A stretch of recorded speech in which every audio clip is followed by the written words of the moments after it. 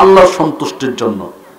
দ্বীনের কথা কিছু শুনবেন, যে ভুল ত্রুটিগুলো আছে সংশোধন করে নেবেন, যেগুলো ভালো কল্যাণকর সেগুলো আমল করবেন আল্লাহ খুশি করার জন্য।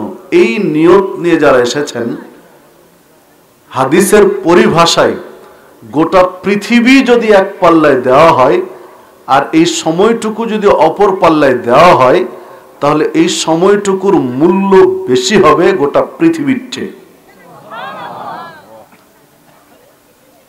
কারো কাছে মনে হতে পারে যে এটা কি করে সম্ভব, গোটা পৃথিবীর চেয়ে এই 2 ঘন্টা 3 ঘন্টা সময়ের মূল্য বেশি কি করে হতে পারে, কেউ ভাবতে পারেন।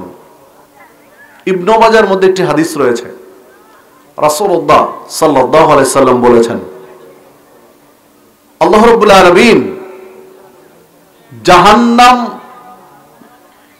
যার নসিবে রয়েছে, যার ফলাফল হলো জাহান্নাম, এই রকম একজন ব্যক্তিকে আল্লাহ রাব্বুল আলামিন, যে জাহান্নাম যেতে হবে যাকে, এই রকম একজন ব্যক্তিকে নির্বাচন করবেন। দিয়ে আল্লাহ রাব্বুল আলামিন বলবেন, বান্দা কোনো কিছুর বিনিময়ে যদি তোমাকে জাহান্নাম থেকে মুক্তি দিতে চাই, তাহলে তুমি আমাকে কি দিবে? বুঝতে পেরেছেন কি কথাটা? যে কোনো কিছুর বিনিময়ে তোমাকে জাহান্নাম থেকে মুক্ত করে দেব, তাহলে তুমি আমাকে কি দিবে? তখন লোকটা জবাব দিবে যে আল্লাহ যদি গোটা পৃথিবী দিয়ে জাহান্নাম থেকে মুক্ত হওয়ার সুযোগ থাকে, তো আমি গোটা পৃথিবী দিতে রাজি আছি জাহান্নাম থেকে মুক্তি পাওয়ার জন্য। মানে গোটা পৃথিবী দিয়ে জাহান্নাম থেকে মুক্ত হওয়া সম্ভব নয়। সম্মানিত উপস্থিতি, এইরকম একটা বৈঠকের বদৌলতে জাহান্নাম থেকে মুক্ত হওয়া যেতে পারে। কিভাবে? তাবারানী মুজামুল আওসাতের মধ্যে একটি হাদিস রয়েছে, নবী মুহাম্মদ সাল্লাল্লাহু আলাইহি ওয়াসাল্লাম বলেছেন, যখন কিছু মানুষ এক জায়গায় একত্রিত হয়, জমা হয় এক জায়গায় আল্লাহর সন্তুষ্টির জন্য। অন্য হাদিসে রয়েছে যেখানে কোরআন তেলাওয়াত হয়, হাদিস পেশ করা হয়, কোরআন এবং হাদিসের আলোকে আলোচনা পর্যালোচনা হয়। এই বৈঠকে যখন কিছু মানুষ একত্রিত হয় আল্লাহর সন্তুষ্টির জন্য, যখন বৈঠক শেষ, সভা শেষ, মাহফিল শেষ, ওয়ানাদা মুনাদিন মিনাস সামা, আসমান থেকে আল্লাহ ডাক দেন ওই লোকগুলোকে যারা শেষ পর্যন্ত আছেন, তাদেরকে আল্লাহ আসমান থেকে ডাক দিয়ে বলেন, কুমু মাগফুরান লাকুম, এবার উঠো, দাঁড়াও, যাও, তোমাদের পাপ ক্ষমা হয়ে গেছে। কে বলেন? আল্লাহ বলেন। আল্লাহ ব্যতীত আর কেউ আছে মানুষের পাপ ক্ষমা করতে পারে? কোন পীর ফকির পারে? ওলিয়া উলিয়া পারে? কোন নবী বা রাসূল কারো পাপ ক্ষমা করতে পারবে? জি না। হ্যাঁ, নবী রাসূল এর মধ্যে যাদেরকে আল্লাহ অনুমতি দিবেন তারা সুপারিশ করতে পারবেন, আল্লাহর কাছে সুপারিশ করার সুযোগ পাবেন অনুমতি সাপেক্ষে, যে আল্লাহ এই লোকটাকে ক্ষমা করে দিও। আল্লাহ চাইলে ক্ষমা করবেন বা করবেন না, সেটা আল্লাহর বিষয়, কিন্তু সুপারিশ করার অনুমতিটা পাবেন, এতটুকুই। কিন্তু ক্ষমা করতে পারবেন না। ক্ষমা করার একমাত্র মালিক কে? তো এইরকম দ্বীনি বৈঠক, কোরআন এবং সুন্নাহর বৈঠক শেষে আল্লাহ ডাক দিয়ে বলেন যে এবার উঠো, যাও, তোমাদের পাপ ক্ষমা হয়ে গেছে। যিনি ক্ষমা করার মালিক তিনি বলেন ক্ষমা হয়ে গেছে, এবার যাও। দ্বিতীয় কথা বলেন, ফাকাদ বুদ্দিলাত সাইয়্যাতুকুম হাসানাত, তোমাদের যত পাপ ছিল পাপগুলোকে নেকি দিয়ে বদলিয়ে দেওয়া হয়েছে। তাহলে দ্বীনি বৈঠকের বদৌলতে সারা জীবনের পাপ ক্ষমা হয়, পাশাপাশি পাপগুলো কি হয়ে যায়? নেকি হয়ে যায়। তো একটা মানুষের পাপ যদি ক্ষমা হয়ে গিয়ে পাপ নেকি হয়ে যায়, তাহলে ওই ব্যক্তিটা কোথায় যাবে? জান্নাতে। গোটা পৃথিবী দিয়ে জান্নাত পাওয়া সম্ভব নয় যদি ফলাফল জাহান্নাম হয়ে যায়। মানে আরেকটু সহজ বলি, গোটা পৃথিবী ঘুষ দিয়ে জান্নাত পাওয়া সম্ভব নয়। একটা দ্বীনি বৈঠকের বদৌলতে আল্লাহর সন্তুষ্টির জন্য উপস্থিত হয়ে জাহান্নাম থেকে মুক্ত হওয়া। আপনারা যারা উপস্থিত হয়েছেন তারা একটু মনোযোগ দিয়ে শুনবেন, যারা বাহিরে আছেন তাদেরকে আসার জন্য বিশেষভাবে আহ্বান জানাচ্ছি। হতে পারে আজকের একটা মাহফিলের বদৌলতে সারা জীবনের পাপ ক্ষমা হয়ে যেতে পারে। পারে না? পারে না? পারে না? আপনাদের জানা আর একটা ঘটনা বলে আমি আমার মূল আলোচনায় যাব। সহিহ বুখারীতে একটি হাদিস রয়েছে, যে ঘটনা কম বেশি আপনারা সবাই জানেন। স্মরণ করিয়ে দিই। বনি ইসরায়েলের একজন লোক 99 জনকে হত্যা করেছিল। মনে পড়ে ঘটনা? মনে পড়ে তো? 99 জনকে হত্যা করার পরে গিয়ে একজনকে জিজ্ঞাসা করলো, একজন জ্ঞানী মানুষকে, যে আমি তো 99 জনকে হত্যা করেছি, আমার কি ক্ষমার কোনো সুযোগ আছে? আমার পাপ কি ক্ষমা হবে? তখন লোকটা জবাব দিল যে 99 জনকে খুন করে তুমি পাপ ক্ষমা নেওয়ার চিন্তা করো না, তোমার পাপ ক্ষমা হবে না, সম্ভব না তোমার পাপ ক্ষমা হওয়া। কারণ তুমি একটা দুইটা না, কয়জন মানুষকে মেরেছো? 99 জন মানুষকে হত্যা করেছো। তখন এই খুনি, 99 জন হত্যাকারী খুনি চিন্তা করছে যে আমি তো 99টা মেরেছি, তো আর এটা একটাকে হত্যা করলে সমস্যা কি? তাকেও মেরে ফেলে দিল। কয়টা হলো? 100। 100 জনকে খুন করার পরে আরেকজন ব্যক্তিকে গিয়ে জিজ্ঞাসা করছে যে আমি তো 100 জনকে খুন করেছি, আমার কি ক্ষমার কোনো সুযোগ আছে? আমি ক্ষমা পেতে পারি আল্লাহর কাছে? তো লোকটা জবাব দিল, হ্যাঁ, আল্লাহ দয়াময়, দয়ালু, তিনি চাইলে ক্ষমা করতে পারেন। তবে ক্ষমার পদ্ধতিটা কি হবে, কিভাবে তুমি ক্ষমা চাইলে ক্ষমা পেতে পারো, এটা আমি জানি না। ক্ষমার রাস্তা, পথটা আমি বলতে পারবো না। তুমি অমুক গ্রামে যাও, ওইখানে একজন আলেম মানুষ আছেন, জ্ঞানী মানুষ আছেন, উনি তোমাকে বলতে পারবে যে কিভাবে ক্ষমা চাইলে তোমার ক্ষমা হতে পারে। এইবার এই লোকটি, কোন লোকটি? খুনি লোকটি কতজন খুন করেছে? 100 জন। এই খুনি লোকটি দৌড় দিল ওই আলেমের বাড়িতে। কিসের জন্য দৌড়ালো বলেন তো? ক্ষমার জ্ঞান শিখার জন্য, ক্ষমার রাস্তা পাওয়ার জন্য দৌড় দিল আলেমের বাড়িতে। কিছু দূর যেতে না যেতেই তার হায়াত শেষ। মালাকুল মউত চলে এসেছে জান কবজের জন্য। মালাকুল মউত জান কবজ করে নিয়ে চলে গেলেন।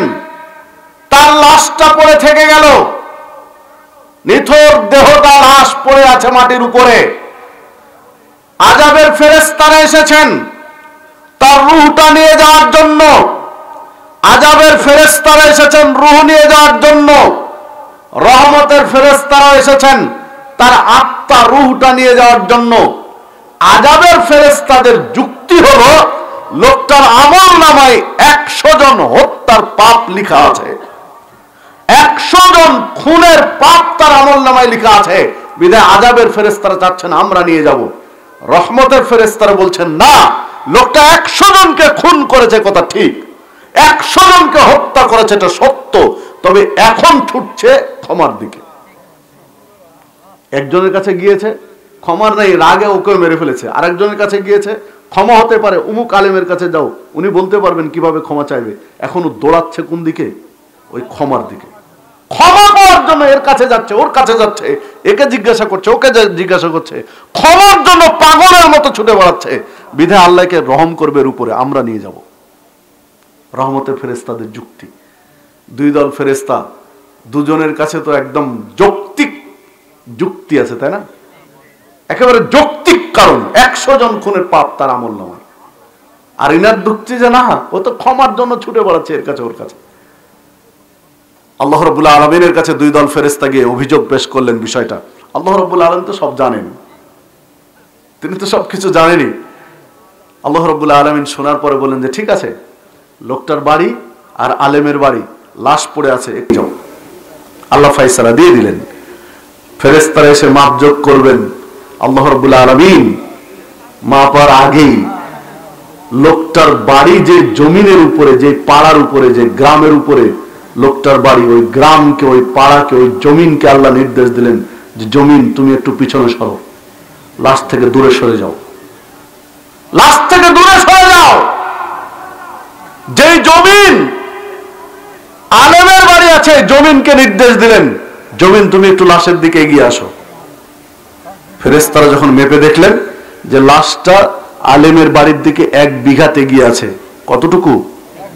1 বিঘাত, অর্ধ হাত, মানে আমাদের পরিভাষায় 9 ইঞ্চি, 18 ইঞ্চিতে হাত, তাহলে 9 ইঞ্চি এগিয়ে আছে কোন দিকে?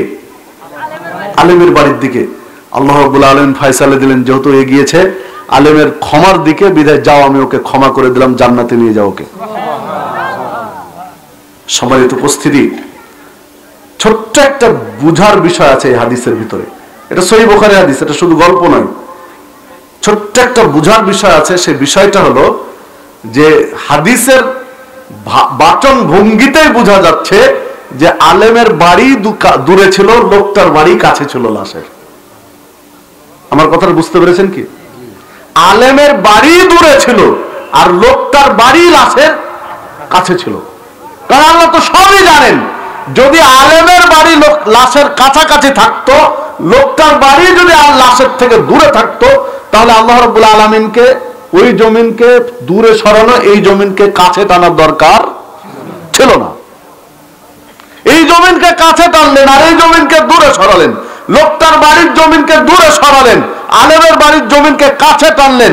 এর অর্থই দাঁড়ায় যে আল্লাহ জানেনই যে এটা দূরে আছে, এটা কাছে আছে, বিধায় আল্লাহ যেহেতু তাকে জিতিয়ে দিবেন, ক্ষমা করে দিবেন, এই জন্য ওই জমিনকে দূরে সরিয়ে এটা কাছে টেনে নিয়েছেন। বুঝাতে পারলাম কি?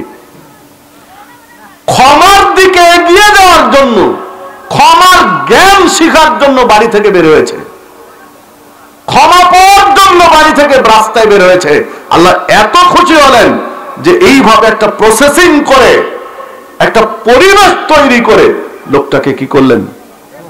ক্ষমা করে দিলেন। ক্ষমার জায়গাতে কি যেতে পেরেছিল? আলেমের কাছে কি যেতে পেরেছিল? ক্ষমার জ্ঞান যাওয়ার ওই জায়গায় কি পৌঁছতে পেরেছিল? পারেনি। 100 জনকে খুন করে, 100 জনকে হত্যা করে ক্ষমার জায়গায় পৌঁছতে না পারেও আল্লাহ তাকে ক্ষমা করে দিয়েছেন। আপনি আমি তো খুন করিনি, খুন করেছে কি? আপনি আমি এইরকম একটা, যেখানে কোরআন এবং সুন্নাহর আলোচনা হবে, ক্ষমার আলোচনা হবে, এই রকম জায়গায় পৌঁছে গেছি, আলোচনা শুনছি। আল্লাহ আপনাকে আমাকে ক্ষমা করতে পারেন না? শুধু ইখলাস ঠিক রাখেন, নিয়ত ঠিক রাখেন, আল্লাহর সন্তুষ্টির জন্য শুনেন, জানার চেষ্টা করেন, মানার চেষ্টা করেন। আল্লাহ চাইলে সারা জীবনের পাপ ক্ষমা করে দিতে পারেন। সারা পৃথিবীর মানুষকে, আপনারা যে কয়জন আছেন শুধু সে কয়জন না, আচ্ছা, সারা পৃথিবীর মানুষকে যদি আল্লাহ ক্ষমা করে দেন, আল্লাহর কমে যাবে? কমবে কি? সারা পৃথিবীর মানুষকে যদি আল্লাহ একসাথে ক্ষমা করে দেন, আল্লাহর কমবে না, তার কোনো কমতি নেই। তাই তো তিনি আল্লাহু আকবার। আল্লাহু আকবার মানে কি? আল্লাহ সবচেয়ে বড়। আল্লাহু আকবার মানে কি? আল্লাহ সবচেয়ে বড়। আল্লাহ কত বড় বলেন তো? আল্লাহ কত বড়? কেউ বলতে পারবেন আল্লাহ কত বড়? সবচেয়ে বড়। আল্লাহকে আপনি যত বড় বলতে সক্ষম, আল্লাহ তার চেয়ে বড়। আল্লাহকে আপনি যত বড় ভাবতে, কল্পনা করতে সক্ষম, আল্লাহ তার চেয়ে বড়। আল্লাহু আকবার। সম্মানিত উপস্থিতি, তো আল্লাহ রাব্বুল আলামিনের কাছে প্রার্থনা জানাই যে আল্লাহ, আমরা যারা এসেছি, আমরা শুনছি আলোচনা, আল্লাহ তুমি আমাদেরকে ক্ষমা করে দিও, আমাদের পাপগুলো ক্ষমা করে দিয়ে আমাদের পাপগুলোকে নেকিতে পরিণত করে দিও। আল্লাহুম্মা আমিন। আমরা শেষ পর্যন্ত থাকবো তো ইনশাআল্লাহ? কষ্ট হবে আপনাদের?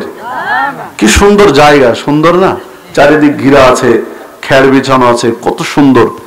কবরে ভাই এগুলো থাকবে? আলো থাকবে কবরে, শামিয়ানা থাকবে, নিচে খ্যাট থাকবে, কিচ্ছু থাকবে না। তো কবরে তো এর চেয়ে ভয়ঙ্কর জায়গা, তাহলে এখানে তো অনেক ভালো আছি, ভালো নেই? থাকবো তো শেষ পর্যন্ত? কে কে উঠে যাবেন একটু হাত তোলেন দেখি। শেষ না করে কে কে উঠে যাবেন? মানে কেউ উঠবেন না? ঠিক তো নাকি? শেষ পর্যন্ত থাকবো ইনশাআল্লাহ।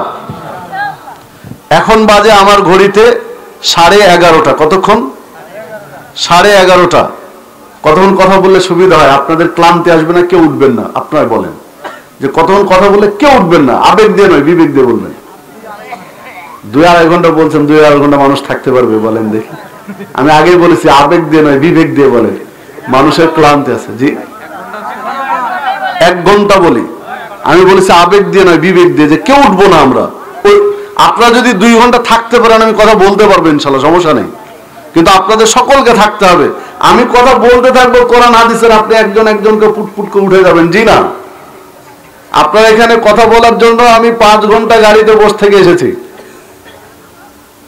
তো 5 ঘন্টা জার্নি করে এসেছি। আপনার কাছে কি আমি 1টা ঘন্টা দাবি করতে পারি না? দাবি তো করতেই পারি। সবারই তো উপস্থিতি, 1টা ঘন্টা আপনার কাছে সময় চাবো, 1 ঘন্টা পার করবো না। রাজি আছি তো ইনশাআল্লাহ? 1টা ঘন্টা আমরা কেউ উঠবো না, পারবো তো? কেউ না পারলে এখন বলেন, সমস্যা নেই। তাহলে মাথায় রাখবো যে কজন থাকবে না, উঠা যাবে না। রাজি আছি তো? এটা বাইতুস সালাত জামে মসজিদের প্রথম মাহফিল। বাইতুস সালাত জামে মসজিদের প্রথম ওয়াজ মাহফিল। আজকের মাহফিল যদি সফল হয়, উপকারী হয়, বাইতুস সালাত জামে মসজিদে শত শত হাজার হাজার যত মাহফিল হবে ভবিষ্যতে, সকল মাহফিলের নেকি আপনারা যারা প্রথম আয়োজন করেছেন, যারা প্রথম উপস্থিত হচ্ছেন, সবাই একটা করে অংশ পাবে। কারণ এইরকম একটা সাদাকায়ে জারিয়া, দ্বীনি ইলম বিতরণের ক্ষেত্র তৈরি হয়েছে। বিধায় আজকের সফলতাও নির্ভর করছে আগামী দিনের বিষয়গুলোকে। বিধায় একটু ধৈর্য ধরে শুনবো। রাজি আছি তো ইনশাআল্লাহ? চলুন মূল আলোচনায় ফিরে যাই। আল্লাহ রাব্বুল আলামিন আজকের এই মাহফিলকে কবুল করে নিন। আল্লাহ রাব্বুল আলামিন আজকের মাহফিলকে নাজাতের ওসিলা হিসেবে কবুল করে নিন।